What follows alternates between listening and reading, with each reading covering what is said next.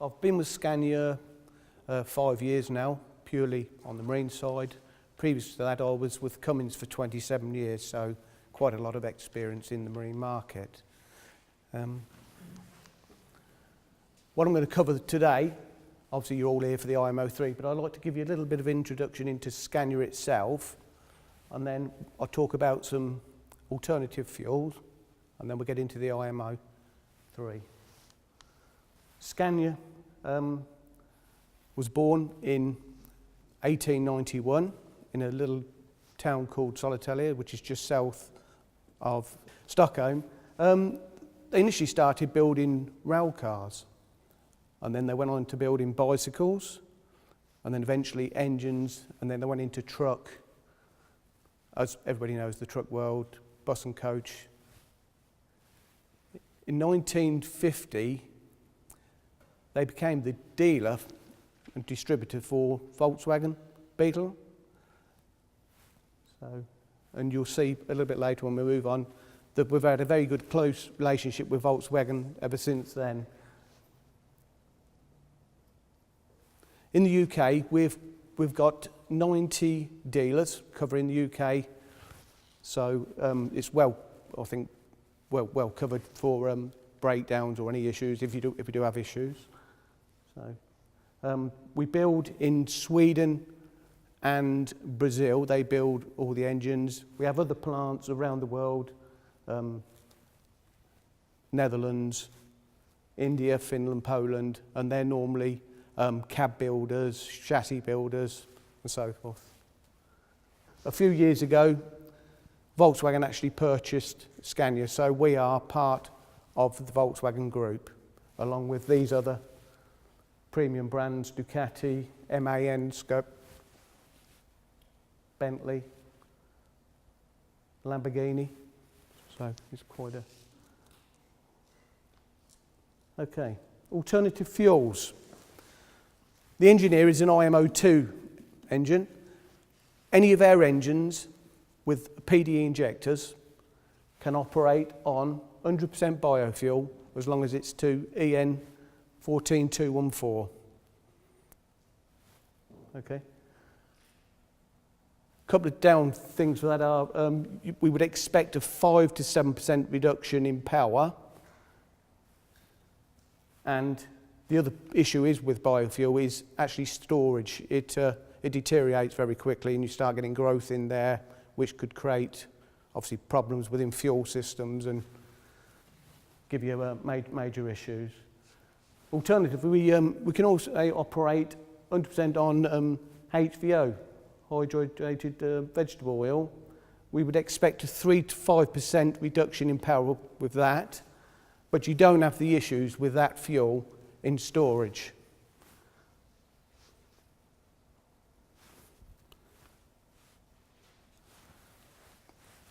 When operating on biofuel, your service hours are reduced by 50%.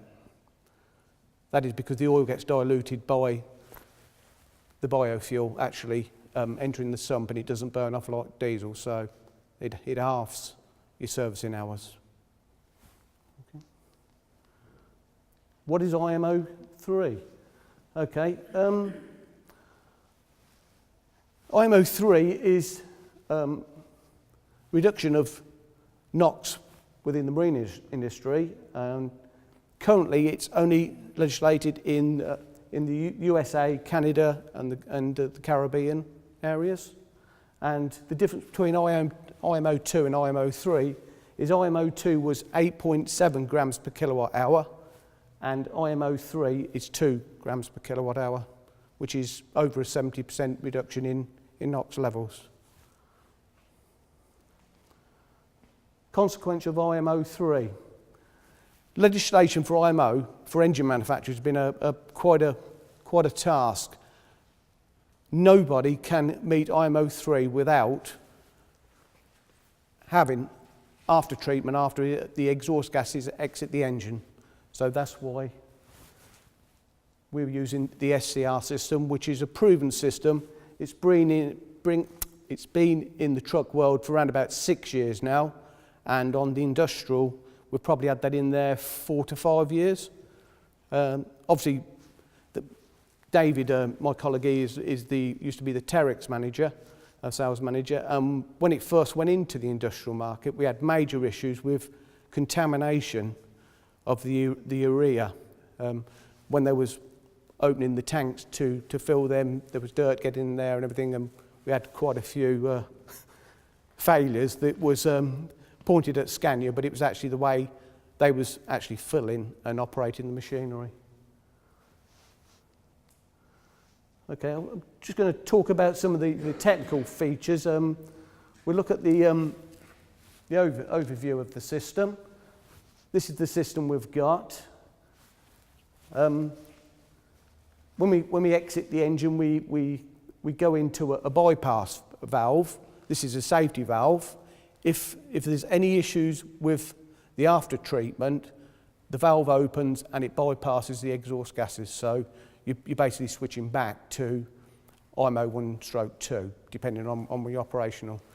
The exhaust gases then enter the evaporator, which is the small unit on the table here, where the urea is injected into the exhaust stream. Urea is, or AdBlue is 32.5% urea mixed with water, still water, sorry.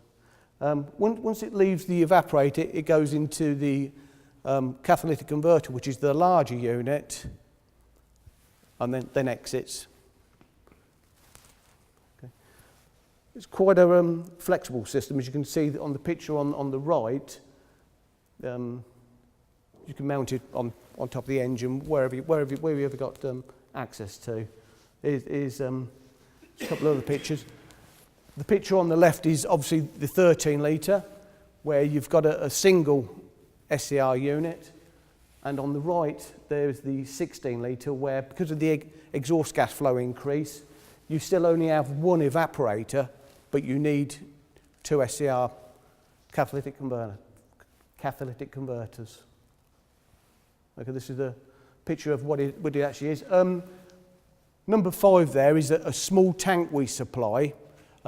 This holds 16 litres of urea, and that is purely there to maintain the flow through the injector nozzle to keep that cool. So it's down to the shipyard to come up with another tank for the bulking of the SCR, of the urea. Okay.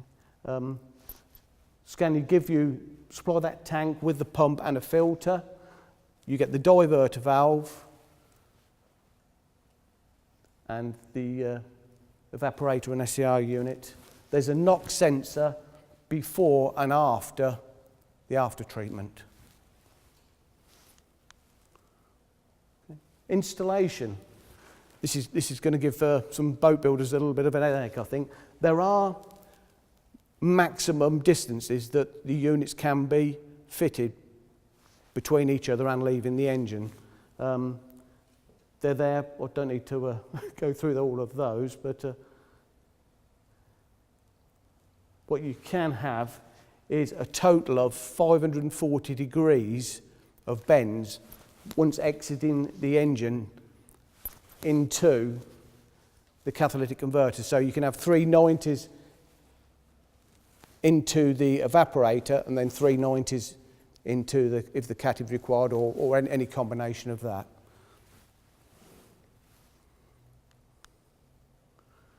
This is the tank, 25 kilograms dry, quite a small compact unit as you can see there.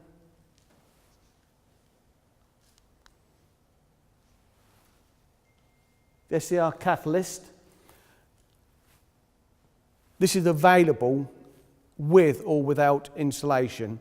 As Scania Great Britain, we will always supply that unit with insulation, just to make easier for the boat builder. It can be mounted horizontally or vertically with the outlet pointing up.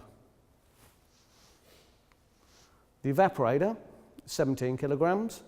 This can be mounted horizontally or vertically with the outlet pointing downwards.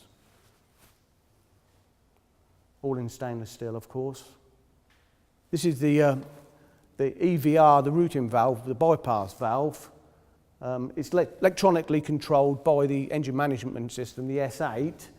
It comes insulated, so the boat builder doesn't have to insulate that. And depending on where it's mounted, the shipyard have to run coolant lines from the engine to the unit. There's a little cooling jacketry in there. So there's also a lever on there, so you can mechanically bypass the system if you needed to. So I'm not quite sure why you would do, unless you was trying to save on a urea, but never mind, that's not the idea. Okay. There's a test vessel out in Sweden, running between the islands, and called the Silver Pelon, and that's got 3 Scania engines in it. It originally had 3 IMO2 engines, 13 litres, but some 2 years ago they changed the port and starboard engine and put IMO3 units in there with a complete Scania after treatment system in there. And as you can see there, the saving on NOx is quite a significantly lot. It's 77% less than what it was when it was running on the IMO2. So a couple of other samples of the way the systems can be configured. Obviously this is going to be a bit of a headache for people repowering, I would have thought, rather than new builds. I know boat designers are probably going to squeal and shout about the size of the units and the additional weight. Current product range. On propulsion, they've only developed the 13 litre up to now, giving you a power range from 350 horsepower up to 550. They will be developing the 9 litre and extending into the 16 litre. They started mid-range because obviously with the technology, with low power engines, you need to keep heat within the system for it to work. So with the lower power engines, they've got to try to find some way of maintaining that heat. And also with the larger engines, the problem there is exhaust back pressure. Trying to reduce the exhaust back pressure so the engine can breathe okay and still meet the IMO3. Auxiliaries, they've done the 9 litre and the 16 litre, starting at 269 kilowatts going up to 596. In IMO2, our current product range is 220 horsepower up to 1150. So that's the range that could possibly go over into IMO3, subject to development and things working. And the auxiliaries, we start at 199 kilowatt and go up to 640 kilowatt. Fuel comparisons between IMO2 and IMO3. The way the engine's been designed is they're giving something around 4 to 5% fuel saving on diesel for the same power. But of course you've got the addition of the urea, and on average that's around about 9% of the fuel consumption. On the Silver Pelon, the operation mode, that's up actually, the actual cost of operations is actually reduced since they went to IMO3. So they've actually got a reduction in operating costs, mainly on fuel burn.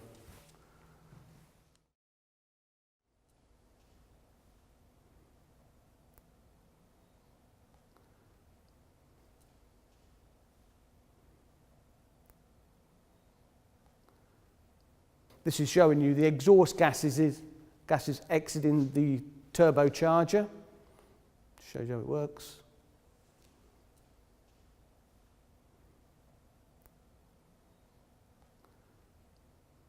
Goes into the evaporator. Urea is injected into the exhaust stream, through into the catalytic converter,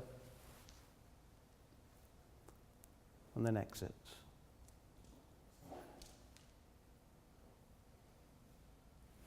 Okay.